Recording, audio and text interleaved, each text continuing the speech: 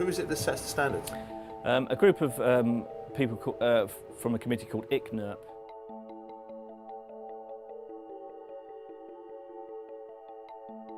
The people who do the work on mobile phones are, by and large, engineers. They have no idea what is going on inside a living cell, but they are pontificating on this. They make the assumption that the only thing that can affect the well-being of a living organism is if it is powerful enough to heat the tissue. But that's like saying, we know if we boil an egg, it goes hard.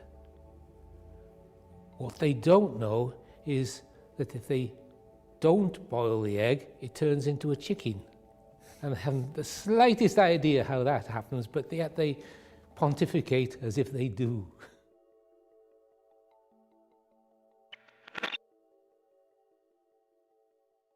In 2011, the World Health Organization changed the danger rating of mobile phones, reclassing it as possibly carcinogenic to humans, based on an increased risk of contracting a glioma, the type of brain tumor associated with using a mobile phone. What was the catalyst for this abrupt change in status? There have been countless studies conducted into the possible health effects of mobile phones, some showing an effect, some showing no effect. But the most conclusive came from Leonard Hardell. He has overseen the largest and most comprehensive piece of research ever conducted, combining his own work with that of others from around the world. From the early 1990s, they have investigated the phone habits of more than 2,000 people from around the world. People with tumours such as astrocytoma and acoustic neuroma, the brain tumours associated most with mobile phone use due to their proximity to the ear. Their findings are shocking. They concluded that mobile phone use does increase the risk of a brain tumour. And they also discovered why earlier research showed no effect.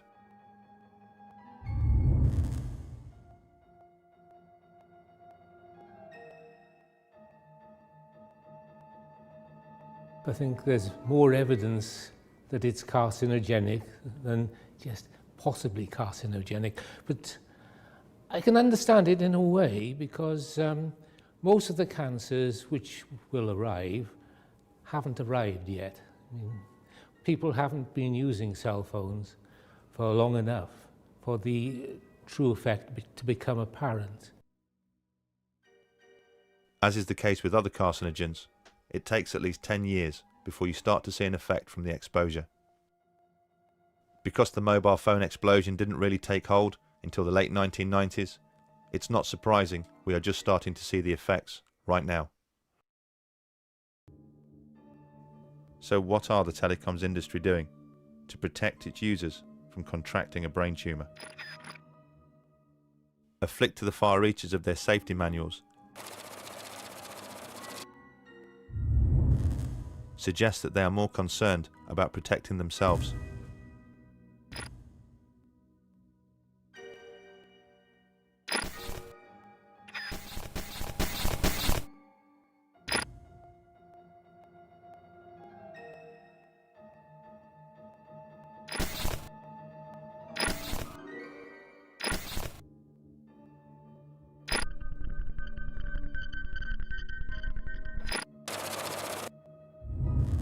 At the back of almost every single phone's user guide are instructions on how far to keep your phone from your body.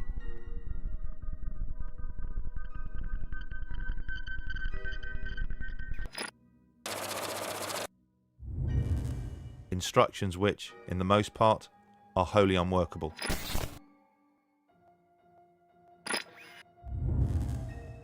And what happens when the telecoms industry funds research into the harm that they are causing? And that research concludes that there is an effect?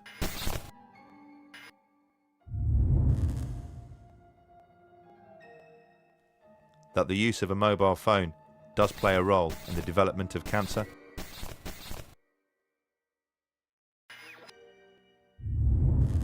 They tend to keep that research to themselves.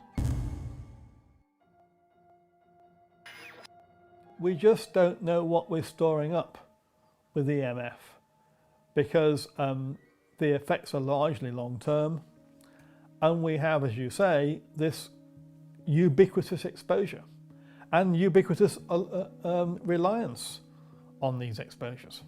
We just don't fully understand yet what we're doing. Although the epidemiology clearly shows that using a mobile phone increases the risk of contracting a brain tumour, what people like ICNIRP need to see is a definitive cause and effect. How it happens. What's the mechanism? How exactly is the cancer caused? It may seem obvious that a being so tuned in to the Earth's frequencies and so sensitive to her magnetic fields would naturally have a reaction to man-made microwaves. But for years, the telecoms industry have defended their actions by asking the same question.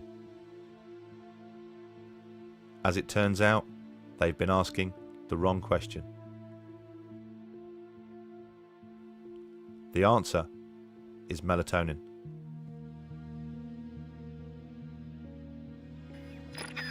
You know, melatonin is a hormone, and believe it or not, it's made in the brain.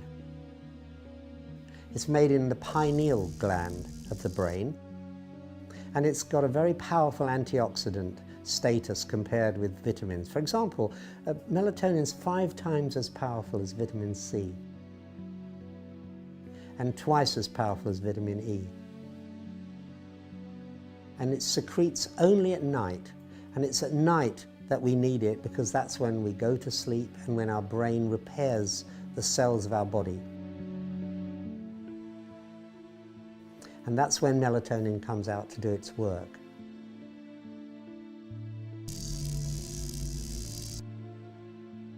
Each day, our body loses about 500 million cells. And at night, that's when our body replaces those cells. Through a process called cell mitosis, the dividing of cells. And what it's doing is it's mopping up what are called free radicals. These free radicals are really the spare electrons left over from the process of making the energy which we need to repair ourselves in the first place. Each night, as our body repairs itself, millions of free radical cells are created as a byproduct of cell mitosis. These free radical cells attack healthy cells.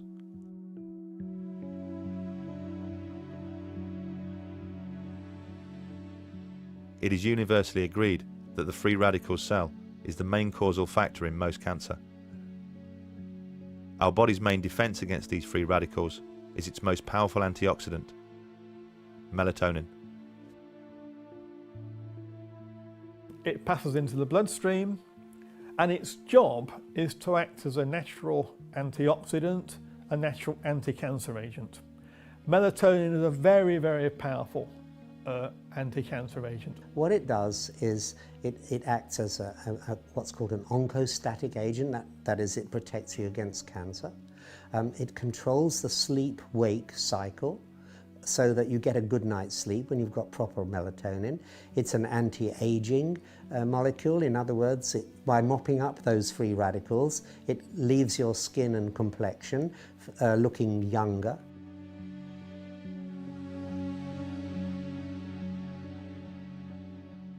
We have in our lab 12,000 studies, which we've collected over the years. And that is more studies than have ever been published on paracetamol, which is the most common headache reliever. There's more scientific interest in melatonin than there is in paracetamol. What are the consequences of having a reduced amount of melatonin? Yeah. Well, you have a reduced amount of melatonin. What happens then is that your immune system starts to be less competent for a start. You tend to get sleep disturbance. You can't get off to sleep, or if you do, you wake up and can't get back to sleep. You can have heart complications because melatonin protects your heart as well.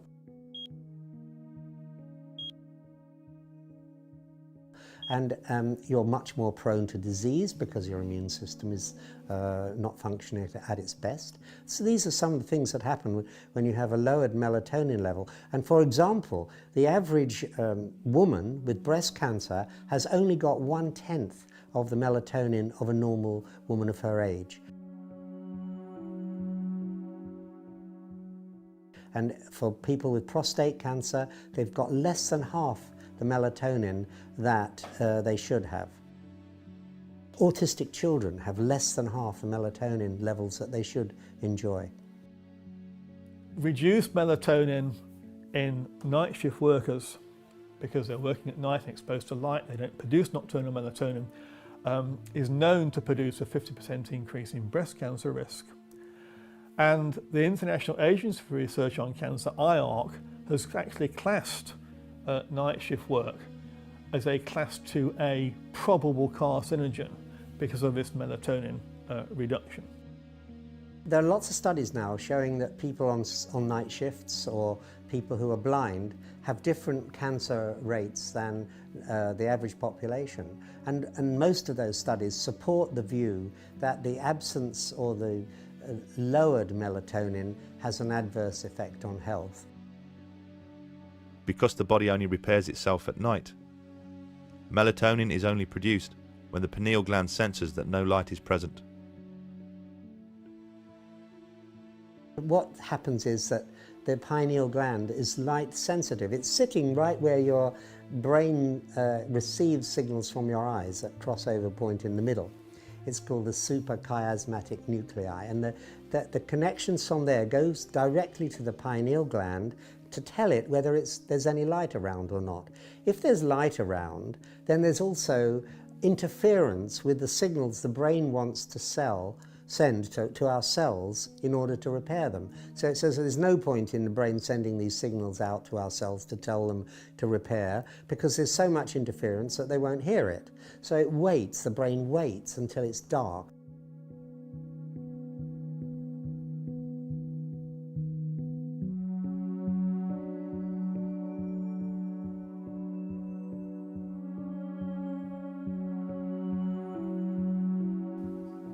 What kind of research has shown that there's an effect on melatonin production from electric fields, magnetic fields, radio waves? Right, well, the Battelle Institute in America has done a lot of work on this way back from the late 1970s, in fact. And their scientists there, Barry Wilson and Dick Stevens and people like that, started thinking that because we know that if you turn the light on, then the brain stops making melatonin, they thought, well, maybe our brains can't distinguish between electric fields and that we make ourselves artificially, and the natural light that we all know happens during the daytime, because we just don't make melatonin in the daytime. For very good biological reasons. So they thought, well, maybe these electric fields are suppressing the synthesis of melatonin, and that in turn is leading to cancer, breast cancer particularly, in women, because they don't have the immunological protection that they would otherwise have. So the brain interprets radio waves as being light waves? Yeah, we don't know the difference.